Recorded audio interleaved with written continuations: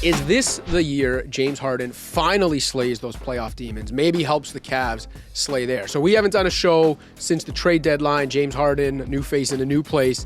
The Cavs are 6-1 with Harden in the lineup. You look at his numbers, it's about 19 points, 8 assists, 66% true shooting. Much of that is based on the fact he's shooting like 49% from deep. We obviously know that's not going to continue at that rate. But from my vantage point, it looks like he's even in the numbers will suggest he's holding it slightly less. Catch and shoots up a little bit. The shots after 7+ dribbles down a little bit. So it may be a few tweaks there. Obviously sharing the court now with a dynamic backcourt player that's even better than he is in Donovan Mitchell. JB, coach, what are you seeing from James Harden so far in his short time as a Cavalier that makes you think that him and this team might be built for the playoffs? Has anything changed from what you're seeing with James?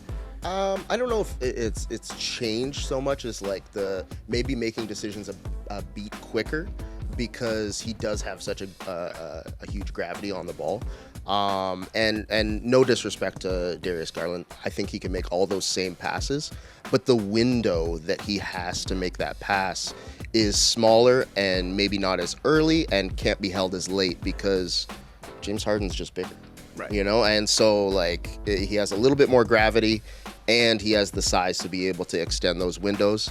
And ultimately, does he have to really slay that demon, as you're saying? Like, it's not all on him. Yep. And I think that's a really big factor. And if he is a shell of himself in those moments, Kenny Atkinson's proved himself to make an unpopular decision.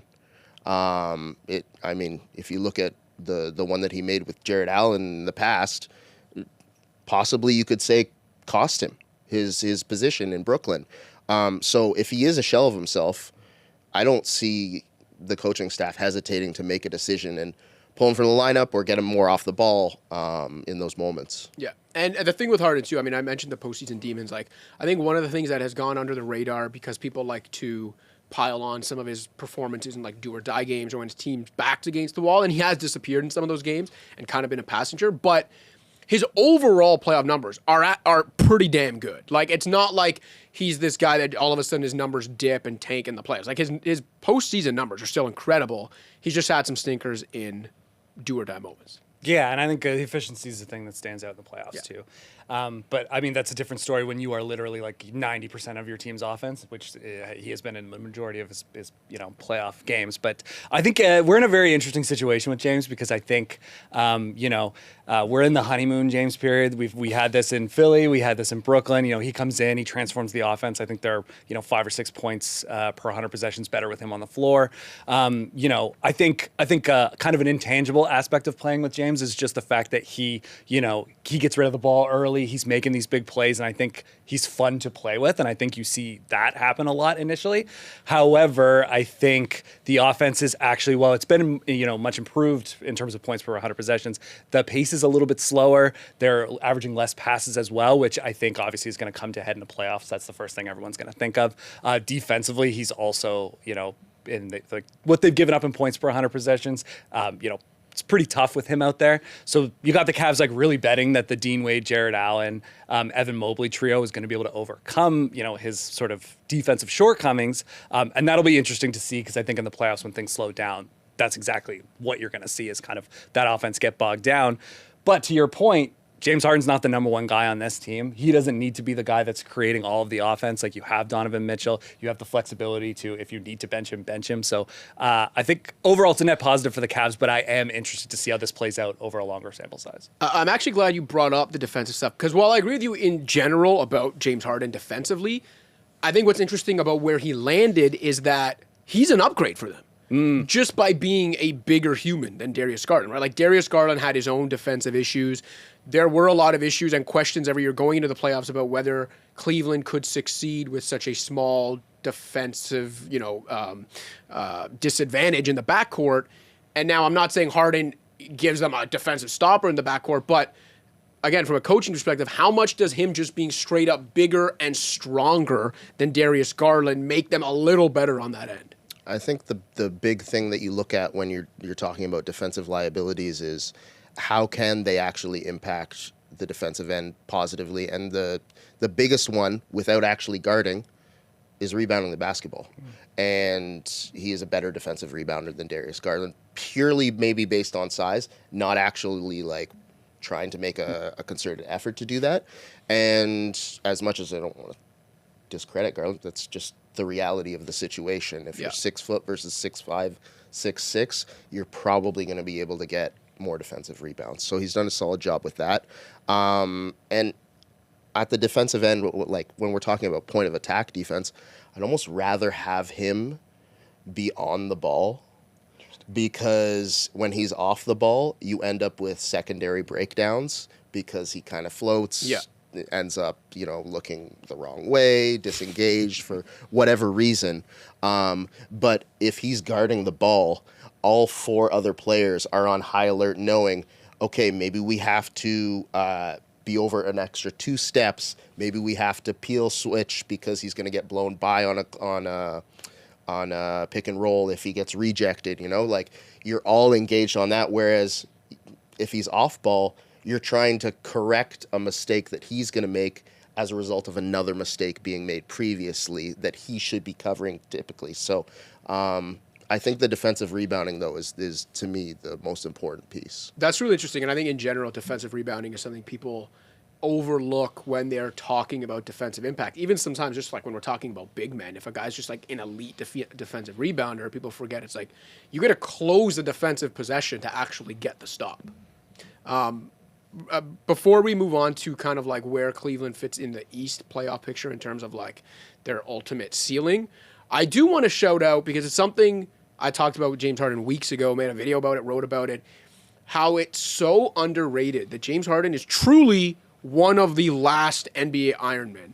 And that like you can criticize some of his style of play, the postseason of whatever defensively, but like one thing that you can pretty much bank on when it comes to James Harden, if he's on your team, is he's going to be out there basically every night. He's going to play like 2,000 plus minutes a season, and he's going to, eat innings the way a reliable veteran starter does in baseball. And like, again, you can quibble with some of the stuff about his game, but that stuff is valuable over the course of a long season. And, kind of tying this all together, he didn't play last night. We're filming this on Thursday, so he didn't play Wednesday night in Milwaukee, or they played against the Bucks, because he fractured the thumb on his non-shooting right hand. But he wanted to play based on all reports. He was questionable. He's day-to-day. It's his non-shooting hand, so he's not going to be out for a long time. But even that is just, again, a part of James Harden's, total package that I think can go under the radar sometimes, is that like the dude wants to play ball and he's going to be in the lineup more often than not. And honestly, like that's a big impetus for the trade, is just straight up like, you trade a 27-year-old for a 37-year-old. I know that's, that's kind of the big headline of the deal, but it's like this dude plays games and Darius Garland just doesn't. Yeah.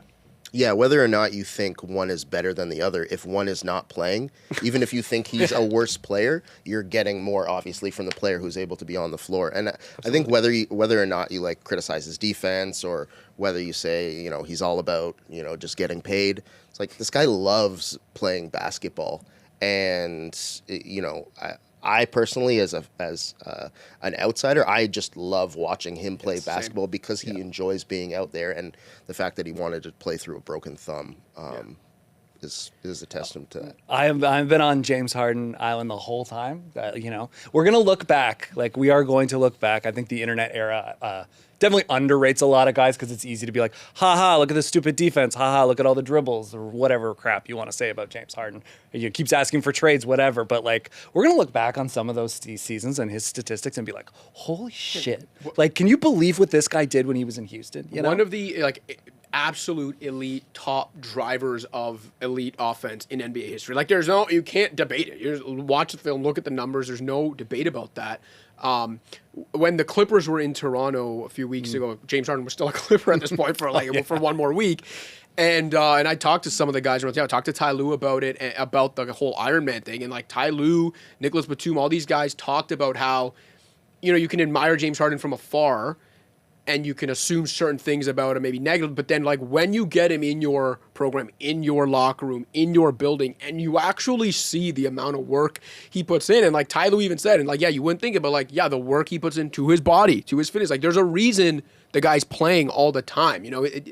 He doesn't the reputation some people think he has is not the one he actually has in locker rooms when people see him work every day.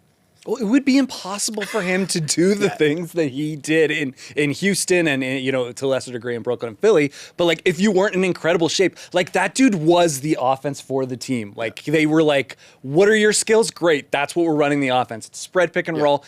Our entire quality of basketball depends on whether or not you're going to play well. Okay, so before we drop this topic.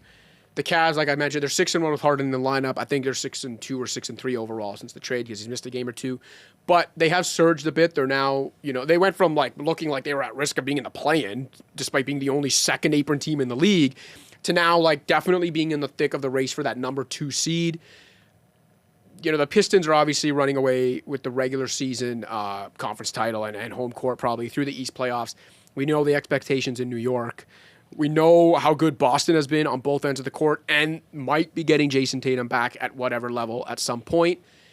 Do you think the Cavs with James Harden and Keon Ellis, don't forget Keon Ellis, because I think, defensively that could be a big help for them on the perimeter. Maybe the coach doesn't look as convinced about that. You're just glossing over the world champion Dennis Schroeder. Oh, geez, I mean, come on, man. Yeah, I would not be the first NBA adjacent person to not take Dennis Schroeder seriously. But oh man, shots fired at Dennis Schroeder. Unbelievable. Catching a strike. But yeah, do you think the Cavs are better equipped to succeed in the playoffs today than they were 3 weeks ago? Has anything changed in your mind in terms of their ability to win in April, May, and maybe June? I do think they're better equipped. I mean, you're not going to have as much of a sample to be able to experiment if Harden is out for 4 weeks, 16 games maybe or so or more. I mean, I do think they are just purely based on the size. And like you said, the body of work in the playoffs is, okay, maybe game 7 is not where you want it to be, but game 1 through 6 is a huge impact. Yeah. And if you can eat possessions, games 1 through 6, again, even if he's not up to that same production level he is in game 7, you've saved the legs of a guy who does show up in big moments in Donovan Mitchell. So I think that's huge. And again, the size, once things get more physical, I hate to say this, but like I love small guards, right? But like your value can be significantly diminished but based on the physicality involved in the game, in the playoffs, and James is just a bigger guy. Yeah, totally. Yeah. I mean, the trade ostensibly saved their season, honestly, just in terms of like they needed that jolt. I think like clearly not only like they have the honeymoon period, all the stats you listed, but also like they just were not headed in the right direction. So I think this move gives them life. I think it almost providing his health and everything guarantees them kind of a first round win, barring like some obscene upset. I think even if it's a 4-5 with Toronto, I still like Cleveland there. But to a larger point, like they've got, Donovan Mitchell has 1 year left on his deal before an opt out. The extension talks are, out there. And I think this is also goes a long way to be like, hey, we're trying to win here with you, and trying to get him to stay, And again, and even, beyond that, I agree with you, but even beyond that, just like trying to win now too, right? As the only second apron team. Real quick, would you pick them to win the East? No. Who would you pick? Boston Celtics, I'm going with. Okay. Yeah, I like that. Especially if Tatum comes back. Sorry, yeah. You sounded really disappointed that I said Boston Celtics. No, I think that if you add Jason Tatum even at like 75% to what they've done, it's hard to pick against them in a wide open East. But I honestly think I would lean Cleveland right now. More so, again, just about how wide open the conference is as opposed to them having made some move that puts them over the top.